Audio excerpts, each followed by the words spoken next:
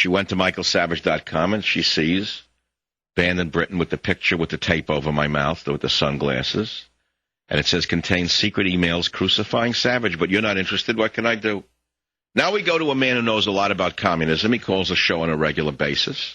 Jimmy in New York on WOR. You're on, Jimmy. Go ahead. You're doing a great job, by the way. When you see that the communist world movement is winning massively in Latin America now, and they're spreading stronger and further in Latin America, Red China is penetrated all over Africa. You have the communist, I say, and I think you pretty much agree too, takeover of America. When you add all this up, how could anybody still believe the propaganda from the KGB that we won the Cold War? That was a fake. Well, you've been saying for years that it was a game that the KGB played, that when the wall came down, we said that the Soviet Union was broken. But I've always suspected that Gorbachev was a secret agent. Exactly, but it's a When Gorbachev came to San Francisco with the Tides Foundation, do you remember those days? Right. Okay. And at one of the things they talked about excess population. So there is an organized movement to lower the population of the world. Oh, God. Do you think they're capable of exterminating masses of people? I think that there are people that would and can. Yes, I do. And you do it Would there be enough will to stop them? There'd have to be knowledge of it, because a lot of these things are done in a way where people don't understand until it's too late. There's still people giving Obama the benefit of the doubt. Would a person give somebody the benefit of the doubt if they're surrounded by Nazi war criminals and pro-Nazis and Klansmen? And right. In other words, let's say a conservative had won the election. That wouldn't have been McCain, because he was a stealth Democrat, planted the New World Order. He threw the election. We know that. But let's say there was a real conservative and he had won, and he created 40 positions for czars, and the czars had backgrounds with the KKK, neo-Nazis, etc. Tell me what the vermin in the media would be doing today, Jimmy. They'd be trying to destroy him. But I tell you, the conservatives would destroy that person, too, because conservatives would never allow that. No matter what party the person's in, we're not going to allow somebody to destroy this country. The left in this country don't have those same feelings that we do, the hard left, that is. Because I still think there are some decent liberals who are maybe misinformed. All right, now let's stop right there. So let's get back to Obama. Where does he fall on the spectrum of communism? Where is he? I think he's totally a communist. I call it Obamianism. When Obamianism is when you bring black radicalism, radical Islam, communism, all kind of perversion. When you bring all the worst threats together under one movement, that's Obamianism. It's very clear to me from day one, he may have been conceived with the hope of becoming a communist president. I've known communists, and they've all been raised. Well, I've read that conspiracy theory, Jimmy. I've read that with the father in Chicago, the whole conspiracy theory. But I'd rather not go there right now, because it would undermine your overall theme, in that the audience can only take so much and follow so much. Isn't that true?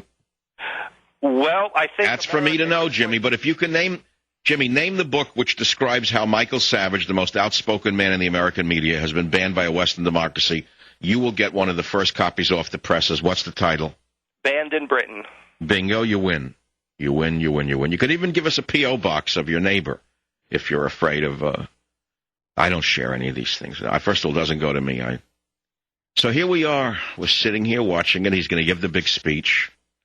He gives the big speech, or by now some of you have heard it already. And I'm obsessed between 1969 and 2009. And many of you, look, I don't know what to say. The people don't know what to do. They don't know what to do. They don't know. What to do, they don't know. What to do, they don't know. I told you yesterday I was manic. Didn't I say it to you? And didn't I tell you that what follows the manic is the depressive? It doesn't mean clinically depressed. You don't even understand terminology. The human being is not a flat line. The human being follows a sine curve of emotions. There's an up, and then there's a center, then there's a down. Then it goes up, then it comes slowly down. It's a sine curve. I wrote, when I was a teenager, the sine curve of life. But the corrupt medical establishment, which is not to say that all doctors are corrupt, obviously, the corrupt medical establishment has hoodwinked you into believing that if you have moodiness, you're sick. If you have anger, you're ill. If you have rage, you're mentally ill. And that's to control you and put you on medication. And the reason they want to do that is so they can psych you into thinking that what they say is correct. And once the government medical complex gets a hold of you, look out. I warned America in 1998 of beware the government media complex. But I've yet to give my speech saying beware the government medical complex. Are you listening, hemorrhoid with ears? Did you get that down? You heard it here first in the Savage Nation. Beware the government medical complex, because they work hand in glove. And in the Soviet Union of the past, when there were dissidents like Solzhenitsyn and others who stood up to the Soviet regime and said that it was corrupt and it was evil and it was this and it was that, they were declared mentally ill. They were put into mental hospitals. Corrupt Soviet doctors said that they're mentally ill. The reason they're mentally ill is because society in Russia was so perfect that anyone who didn't see it was mentally ill. And they put them into straitjackets, they put them on medication, and they put them in mental hospitals. That's how the Soviets treated the intelligentsia that were dissident to the administration. So beware the government medical complex, trying to give you a lesson. Now tie it into Obamacare. Don't you understand? Cradle-to-grave government control of medication, government control of medication, government control of doctors, and government control of the most important part of the component, medical records, boys and girls. They will own all of your psychiatric records. They can control you once they know you. And by the way, if Obama really wanted to lower health costs, how come he hasn't once mentioned tort reform? The answer is because the tarts in the tort reform, in the torts are so evil that they own the administration along with the communists. The tarts with law degrees do not want any tort reform. Tarts don't want tort reform. Tort reform and tort reform are necessary for America to survive. What do we mean by tort reform? What do I mean by tarts? Am I talking about custard? I'm talking about evil, corrupt lawyers of the type that make fortunes on medical malpractice claims. If you can control them, you can save $500 billion a year, according to reasonable, educated studies. $500 billion a year saved if you cap lawyers' lawsuits in medical claims. You say it can't be done, it wouldn't be fair, you're a liar. It was done in California, I believe, in 1979. As a result, most of the vermin left the state. I know at least one who is still here. His father was a petty criminal in New York. He's a big Obama supporter, prides himself on being a nice guy, makes believe he likes everyone, stabs people in the back, robs from them, left his father rotting on the airport runway when his father died. But he's an Obama supporter, rides around saying he's good, he's good, he's good. But there's a man, as an example, who's still practicing that trade. And what I'm saying to you is they can't make as much money as they used to, which is why they still live in bad houses. I'll be right back. Savage. 910 at 9:10 a.m. on 910 a.m. The new generation of talk radio is coming.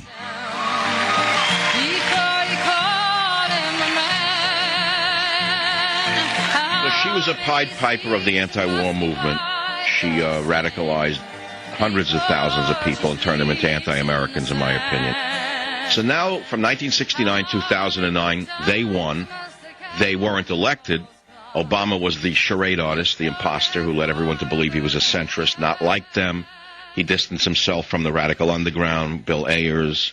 He distanced himself from Reverend Wright. I mean, it was a giveaway who he was. We tried to warn you, but you didn't listen to us. Many of you were foolish enough to think that he was middle of the roader. He's anything but. He is their guy. He's their leader. They won. They control America. So right now there's an epic battle. The epic battle is for Cuban-style health care in America. If they win, I don't know if we can ever come back from it. If they don't win, then Humpty Dumpty's finished. You'll find out very soon. But I want to play for you another czar. You heard about Van Jones. You didn't hear about the next one. Here is regulatory czar Cass Sunstein, much more dangerous than Van Jones, in my opinion, because this one is much smarter. In 2007, he spoke at the Chicago School of Law about your right to bear arms. Listen to what he said in clip 14. In terms of judicial developments, it is striking and noteworthy that well over 2 centuries since the founding, the Supreme Court has never suggested that the Second Amendment protects an individual right to have guns. Not once. Now, that was in 2007. Of course, in 2008, the Supreme Court, in fact, thanks to George Bush, did support the idea that the Second Amendment protects the individual's right to own guns. But this man, Cass Sunstein, should be on your radar screen. He is a blip. He's a ship. You can hit it. You can go down. It's another iceberg for the Titanic. There's another one coming up on the radar screen. One was pushed aside. We missed it, Van Jones. The next iceberg that must be looked at very carefully is Cass Sunstein. He wants to take your guns. Listen to clip 13. My tentative suggestion is that the individual right to have guns, as it's being conceptualized now, is best taken as a contemporary creation and a reflection of current fears, not a reading of civic-centered founding debates. Modern gun owners who are invoking the Second Amendment on the basis of a principle they favor are perfectionists. So this evildoer, this communist, wants your guns. Who is he? Cass Sunstein.